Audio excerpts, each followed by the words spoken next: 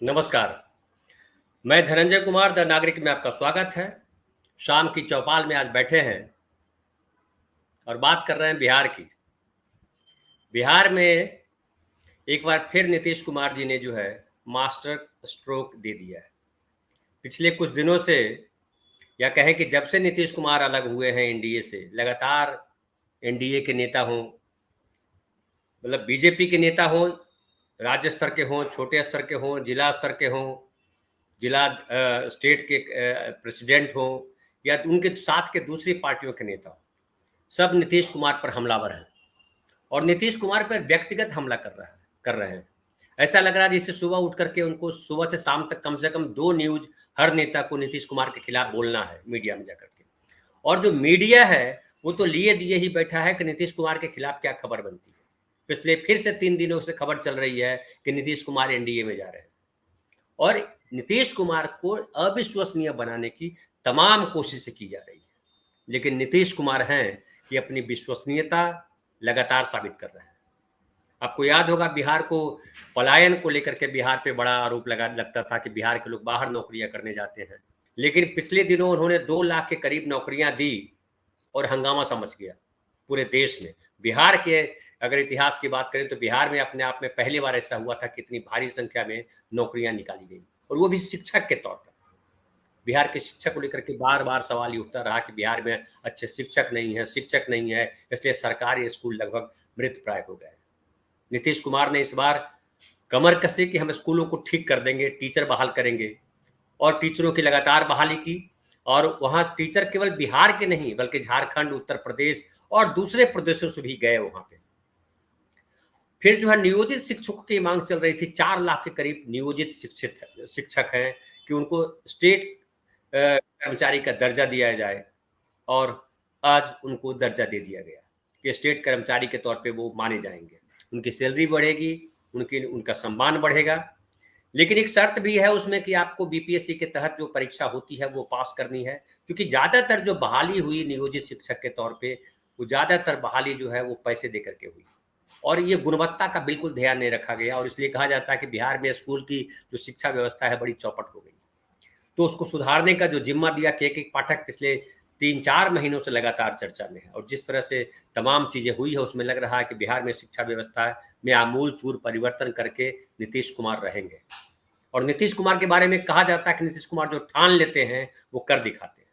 नीतीश कुमार ने ठाना है इस बार कि दिल्ली में नरेंद्र मोदी की सरकार नहीं बनने देना है और इसी के लिए उन्होंने इंडिया गठबंधन के सूत्रधार के तौर पर काम किया और जो असंभव सा लगता था कि कैसे सारे विपक्ष के दल इकट्ठा हो पाएँगे, इकट्ठा हुए। पहले पटना में मिले, किसी को यकीन नहीं हुआ, लेकिन जब बेंगलुरु में मिले दूसरी मीटिंग हुई तो नरेंद्र मोदी जी को भी चिंता हो गई कि अब गड़बड़ हो जाएगा और उन्होंने आनन-फानन में एनडीए की बैठक बुलाई, 38 दलों को साथ लिया जैसे-तैसे और एक नैरेटिव गढ़ने का प्रयास किया कि हमारे साथ आपके साथ तो 26 है, हमारे साथ 38 दलों के लोग हैं। फिर उसके बाद लगातार खबरें चलाई जाती रही कि नीतीश कुमार नाराज़ है, नीतीश कुमार को संयोजक नहीं बनाया गया, नीतीश कुमार को प्रधानमंत्री पद का उम्मीदवार नहीं बनाया गया, इसलिए नीतीश कुमार नाराज़ हैं और आ रहे हैं वापस एनडीए में।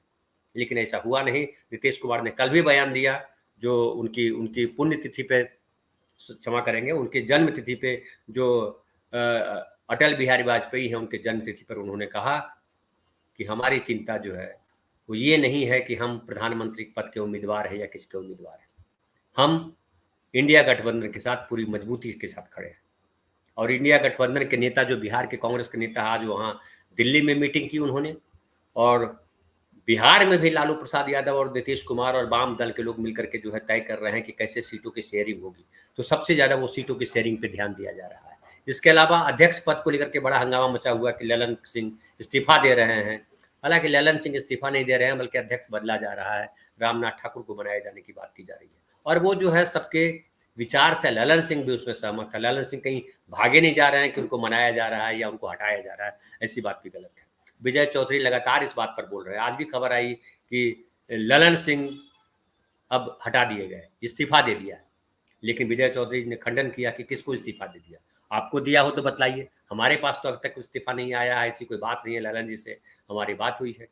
तो आज जो है हम इसी पर बात करेंगे कि नीतीश कुमार तमाम अवरोधों के बाद, तमाम बाधा दौड़ के बाद दौड़ते चले जा रहे हैं और अपनी विश्वसनीयता, अपनी प्रासंगिकता उन्होंने बना करके रखी है। और बिहार में जिस तरह से काम किया है पिछले 18 वर्षों में, नीतीश कुमार का नाम जो है उस तौर पे लिया जाता है, कर्मठ मुख्यमंत्री के तौर पे लिया जाता है।